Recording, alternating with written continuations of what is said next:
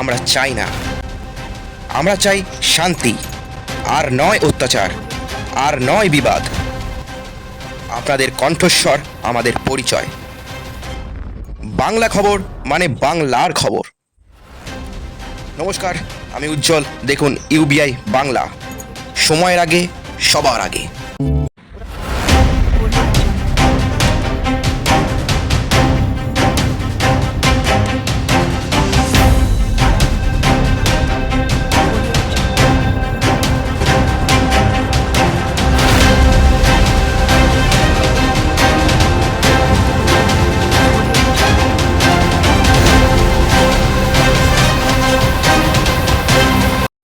আজ নয়াদিল্লিতে অনুষ্ঠিত হতে চলেছে নীতি আয়োগের বৈঠক। এই বৈঠকের সভাপতি করবেন প্রধানমন্ত্রী নরেন্দ্র মোদী। রাষ্ট্রপতি ভবনে আয়োজিত হবে এই বৈঠক। আজকের বৈঠকে যোগ দিতে দিল্লি গিয়েছেন মুখ্যমন্ত্রী মমতা বন্দ্যোপাধ্যায়। বিরোধী জোটের মুখ্যমন্ত্রীদের প্রায় সকলেই বয়কট করলেও নীতি আয়োগের এই বৈঠক যোগ দেওয়ার সিদ্ধান্ত নিয়েছেন মমতা। কেন তিনি নীতি আয়োগের বৈঠক যোগ দিতে চান তার ব্যাখ্যাও দিয়েছেন মমতা বন্দ্যোপাধ্যায়। হিমঘর থেকে আসছে বাজারে আলুর দাম কি স্বাভাবিক হবে? ব্যবসায়ীদের ধর্মঘটের কারণ গত কয়েকদিন ধরে বাজারে অগ্নিমূল্য হয়ে উঠেছিল আলু। অনেক বাজারে আলুর আকাল দেখা দিয়েছিল। কোথাও ৩৫, কোথাও ৪০, কোথাও তার চেয়ে বেশি দাম আলু বিক্রি করেছিলেন ব্যবসায়ীরা। বেশি দাম দিয়েও অনেক ভালো আলু পাচ্ছিলেন না। গত বুধবার আলু ব্যবসায়ীদের ধর্মঘট উঠেছে। তারপরেও হিমঘরের থেকে বাজারে আসতে শুরু করেছে আলু।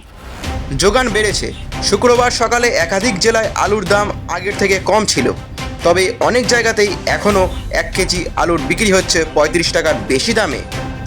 আজ আলুর বাজারে স্বস্তি মেলে কিনা সেটাই দেখবার। এই মুহূর্তে আবহাওয়া দপ্তর জানিয়েছেন বৃহস্পতিবার পর্যন্ত দক্ষিণবঙ্গের সব জেলায় বৃষ্টির পূর্বাভাস। আলিপুর আবহাওয়া দপ্তর জানিয়েছেন আগামী বৃহস্পতিবার পর্যন্ত দক্ষিণবঙ্গের সব জেলায় হালকা থেকে মাঝারি বৃষ্টির সম্ভাবনা রয়েছে। সঙ্গে ঝড়ো হাওয়া বইতে পারে। উত্তর বঙ্গোপসাগর এবং সংলগ্ন গাঙ্গেয় পশ্চিমবঙ্গ ও বাংলাদেশ উপকূল উপর তৈরি হয়েছে একটি নিম্নচাপ বলয়। এর সঙ্গে গাঙ্গেয় পশ্চিমবঙ্গ ও ঝাড়খণ্ডের উপর একটি ঘূর্ণাবর্ত রয়েছে। তার এই প্রভাবেই এই বৃষ্টি।